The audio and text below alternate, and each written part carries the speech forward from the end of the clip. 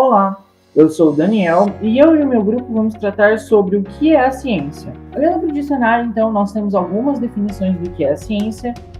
mas a mais completa é a definição 3, que diz que é um ramo específico do conhecimento, caracterizado pelo seu princípio empírico e lógico, com base em provas concretas que legitimam a sua validade. Segundo Freire e Maia, então, a gente pode definir a ciência de uma forma geral como um conjunto de descrições, interpretações, teorias e leis a respeito de uma parcela da realidade que foram desenvolvidos através de uma metodologia especial que nós conhecemos como metodologia científica. Olhando para a filosofia, então, a área onde a ciência se originou, os filósofos são um pouco resistentes a definir a ciência diretamente, porque, segundo eles, toda definição é incompleta e restringe o assunto. Como a ciência é uma área muito complexa, uma definição direta restringiria muito essa complexidade. Também, devido a essa complexidade, existe uma falta de acordo entre as definições de diferentes autores, o que dificulta uma definição geral do assunto. Tratando então da origem da ciência, na Grécia Antiga existiam narrações históricas de como realizar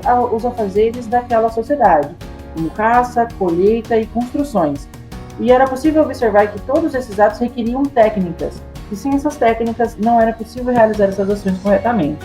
A partir daí, então,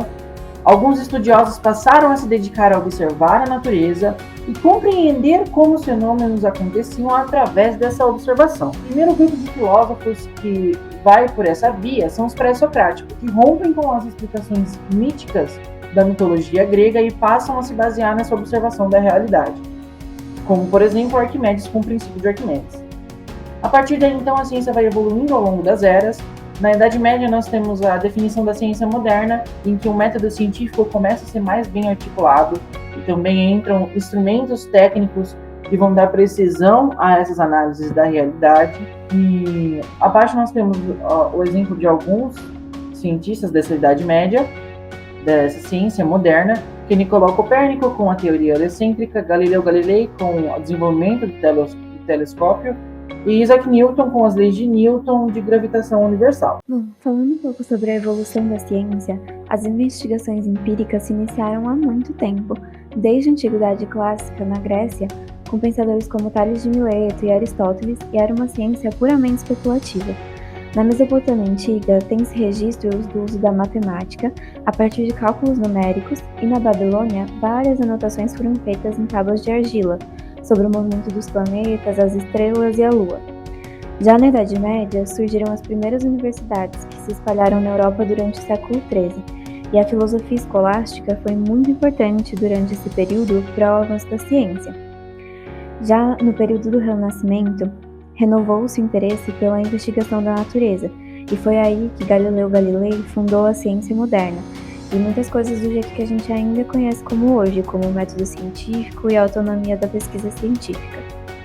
A partir do século XVI, houve a Revolução Científica, que estabeleceu a ciência como sendo a origem de todo o crescimento do conhecimento.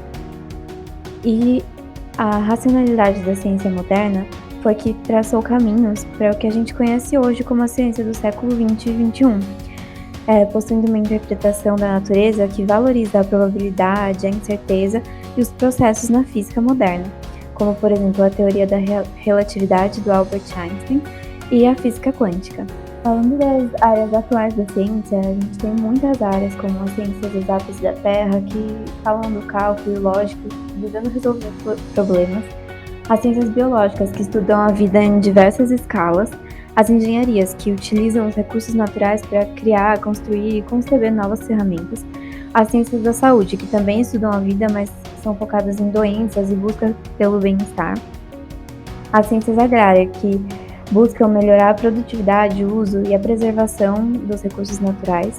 a linguística, letras e artes, que são focadas na comunicação entre os seres humanos, bem como nas expressões artísticas e culturais, e as ciências sociais, que são focadas na sociedade e no coletivo, e as ciências humanas, que buscam entender o comportamento e as necessidades da sociedade como um todo. Bom, essas foram as referências bibliográficas que a gente utilizou para fazer o trabalho. Muito obrigada pela atenção.